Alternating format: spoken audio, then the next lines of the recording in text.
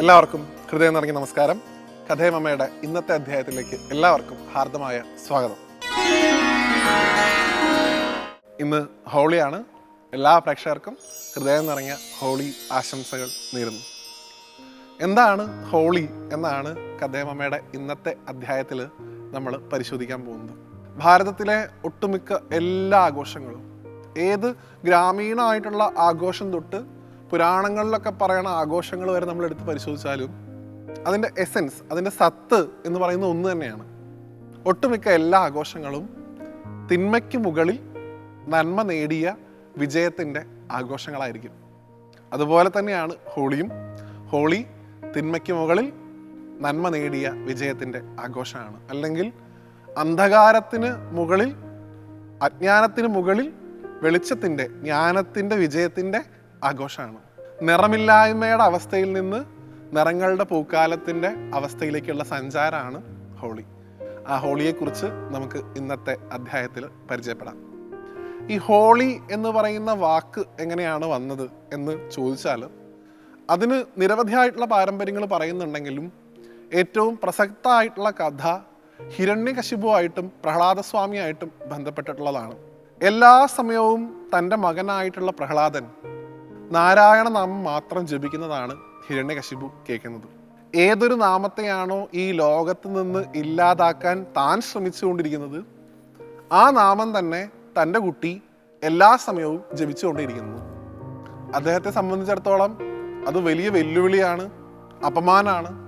അതുകൊണ്ട് ആവും വിധം പ്രഹ്ലാദനോട് പറഞ്ഞു നോക്കുന്നുണ്ട് ഹിരണ്യകശിപു, ഈ നാമം ചൊല്ലരുത്, ഹിരണ്യായ നമ എന്ന നാമമാണ് ചൊല്ലേണ്ടത് എന്നൊക്കെ.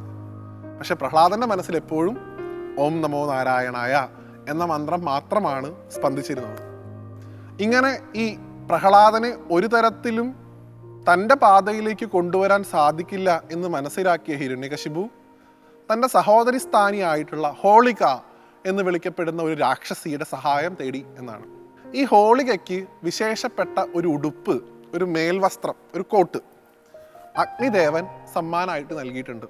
ആ വസ്ത്രം ധരിച്ചുകൊണ്ട് അഗ്നിയിലേക്ക് പ്രവേശിച്ചാൽ പൊള്ളലേൽക്കില്ല എന്നുള്ളതായിരുന്നു അവർക്ക് കിട്ടിയിട്ടുള്ള വരദാനം.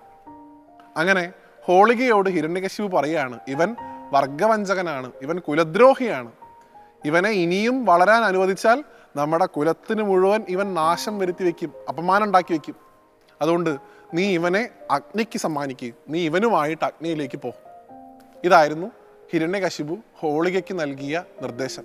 ഹോളികയ്ക്കും അഹങ്കാരമായിരുന്നു, എനിക്ക് അഗ്നിദേവന്റെ വരണ്ട്, ഈ വസ്ത്രം ഉണ്ടെങ്കിൽ അഗ്നിക്ക് എന്നെ തൊടാൻ സാധിക്കില്ല എന്നൊക്കെ പറയുന്ന ഹോളിക അഹങ്കാരത്തോടു കൂടി ആ വസ്ത്രമൊക്കെ എടുത്ത് ധരിച്ച് പ്രഹ്ലാദനെയും പിടിച്ചുകൊണ്ട് അഗ്നിയിലേക്ക് നടന്നു നീങ്ങി എന്നാണ്. അഗ്നിയിലേക്ക് നടന്ന സമയത്ത് ഹോളിക ഒരു കാര്യം മറന്നുപോയി. അഗ്നിദേവന്റെ വരദാനം ഉണ്ടായിരുന്നത് ഒറ്റയ്ക്ക് അഗ്നിയിൽ ഈ വസ്ത്രം ഉൾപ്പെടെ പ്രവേശിച്ചാൽ മാത്രമേ പൊള്ളലേൽക്കാതിരിക്കുള്ളൂ എന്നുള്ളതാണ്. ഇവിടെ പ്രഹ്ലാദനെ കൂടി പിടിച്ചതുകൊണ്ട് ആ വരത്തിൻ്റെ ആ സാഫല്യത ഇല്ലാതാവുകയും ആ വരമില്ലാതാവുകയും ഹോളിക വെന്തു മരിക്കുകയും ചെയ്തു. എന്നാൽ സദാസമയവും നാരായണനാമം ജപിച്ചിരുന്ന ആ പ്രഹ്ലാദനെ ഭഗവാൻ അഗ്നിയിൽ നിന്ന് സംരക്ഷിക്കുകയും ചെയ്തു. അല്ലെങ്കിൽ ഭഗവാന്റെ ഭക്തനെ അഗ്നിക്ക് പോലും തൊടാൻ സാധിക്കില്ല എന്ന് ആ ലീലയിലൂടെ ഭഗവാൻ തെളിയിച്ചു എന്നുമാണ്. അങ്ങനെ ആ ഹോളിക ഇല്ലാതായ ദിവസമാണ് ഹോളി എന്നാണ് പറയാറുള്ളത്. ഫാൽഗുന മാസത്തിലെ പൗർണമി ദിവസമാണ് ഭാരതത്തിൽ ഹോളി ആഘോഷിക്കുന്നത്. ഇതാണ് ഹോളിയായിട്ട് ബന്ധപ്പെട്ടിട്ടുള്ള ഒരു കഥ. രണ്ടാമത്തെ ഒരു കഥ ഭഗവാൻ കൃഷ്ണൻ്റെയും രാധയുടെയും പ്രണയത്തിൻ്റെ, അവരുടെ നിറങ്ങളുടെ ആഘോഷത്തിൻ്റെയൊക്കെയാണ്. അതുകൊണ്ട് തന്നെ മധുരയിൽ, ഭർസാനയിലൊക്കെ വലിയ ആഘോഷമാണ് ഹോളി സമയത്ത് ഉണ്ടാവാറുള്ളത്. അങ്ങനെ കൃഷ്ണ-രാധാ പ്രേമത്തിൻ്റെ ഒരു അടയാളമായിട്ടും ഭാരതത്തിൽ ഹോളി ആഘോഷിക്കാറുണ്ട്. 3 നിറങ്ങളുടെ, പൂക്കളുടെ ഒക്കെ ഉത്സവമായിട്ടാണല്ലോ പൊതുവിൽ ഹോളിയെ നമ്മൾ കൊണ്ടാടാറുള്ളത്. ഈ നിറങ്ങളുടെയും പൂക്കളുടെയൊക്കെ ദേവനായിട്ട് നമുക്കൊരു ഈശ്വരനുണ്ട്. അദ്ദേഹത്തെയാണ് കാമദേവൻ എന്ന് വിളിക്കുക. പണ്ട് ശ്രീപാർവതി ദേവി മഹാദേവനെ കല്യാണം കഴിക്കാനായിട്ട് തപസ് ചെയ്യുന്ന സമയത്ത് കാമദേവൻ പാർവതി ദേവിയെ സഹായിക്കാനായിട്ട് അവിടെ എത്തുകയും പാർവതി ദേവിയുടെ അനുവാദം ഇല്ലാതെ ഭഗവാന് നേരെ പഞ്ചബാണങ്ങൾ, പുഷ്പബാണങ്ങൾ പ്രയോഗിക്കുകയും ഭഗവാന്റെ 3ാമത്തെ കണ്ണിലെ അഗ്നി കൊണ്ട് കാമദേവൻ ഇല്ലാതാവുകയും ചെയ്ത ഒരു കഥയുണ്ട്. അതോടുകൂടി കാമന്റെ ഭാര്യയായിട്ടുള്ള രതിക്ക് വലിയ വിഷമായി. എൻ്റെ ഭർത്താവ് ഇല്ലാതായല്ലോ, എൻ്റെ ഭർത്താവിന് ഇനി എന്നാണ് ഒരു ശരീരം കിട്ടുക എന്നൊക്കെ കരുതി അവർ വിഷമിച്ച സമയത്ത് ഭഗവാൻ മഹാദേവന്റെ അനുഗ്രഹം കൊണ്ട് കൃഷ്ണനും രുക്മിണിക്കും കാമദേവൻ പ്രദ്യുമ്നൻ എന്ന പേരിൽ മകനായിട്ട് ജനിക്കും എന്നുള്ള ഒരു വരം കൊടുത്തിരുന്നു. അങ്ങനെ കാമദേവൻ പുനർജനിച്ച ദിവസമായിട്ടും ഈ പറഞ്ഞ ഹോളിയെ നമ്മൾ കൊണ്ടാടാറുണ്ട്. അപ്പോൾ എങ്ങനെയൊക്കെ നോക്കിയാലും, ഇപ്പോൾ കാമദേവന്റെ പുനർജന്മാണെങ്കിലും കൃഷ്ണരാധാ പ്രണയമാണെങ്കിലും അല്ലെങ്കിൽ ഹോളികയുടെ ആ ദഹനാണെങ്കിലും ഇതൊക്കെ തന്നെ ഒരു നന്മയുടെ സന്തോഷത്തിൻ്റെയൊക്കെ ഒരു അവസരമായിട്ടാണ് നമ്മൾ കാണുന്നത്. ആ സന്തോഷം വേണ്ടുവോളം അനുഭവിക്കുക. ആ സന്തോഷത്തിലും ഭഗവാനോടുള്ള ഭക്തി, ആധ്യാത്മികമായിട്ടുള്ള ചിന്തകൾ ഒട്ടും തന്നെ മാറാത്ത തരത്തിലുള്ള ആഘോഷങ്ങളിലേക്ക് കടന്നു ചെല്ലാൻ നമുക്ക് സാധിക്കേണ്ടതായിട്ടുണ്ട്.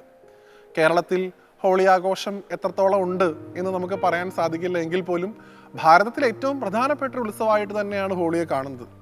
വർണ്ണങ്ങളുടെ ഉത്സവം, പരസ്പരം വർണ്ണപ്പൊടികളും വർണ്ണച്ചാന്തുകളൊക്കെ പരസ്പരം കോരി ഒഴിച്ചുകൊണ്ട്, ആഘോഷത്തിൻ്റെ സന്തോഷത്തിൻ്റെ ദിവസങ്ങളായതുകൊണ്ട് മധുര പലഹാരങ്ങളൊക്കെ വിതരണം ചെയ്തുകൊണ്ട്, ഇങ്ങനെയൊക്കെയാണ് ഹോളിയുടെ ഒരു ആഘോഷം. അതിൽ തന്നെ ഹോളികാ മുഹൂർത്തത്തിൽ ഹോളികയുടെ പ്രതിമ ഉണ്ടാക്കി കത്തിക്കുന്ന പാരമ്പര്യമൊക്കെ പല സ്ഥലത്തുണ്ട്.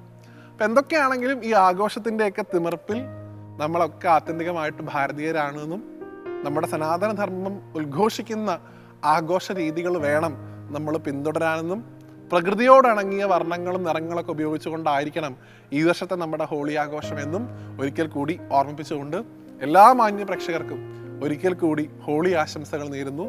നമ്മുടെ ജീവിതം നിറങ്ങൾ നിറഞ്ഞതാവട്ടെ എന്ന് ഭഗവാനോട് പ്രാർത്ഥിക്കുന്നു.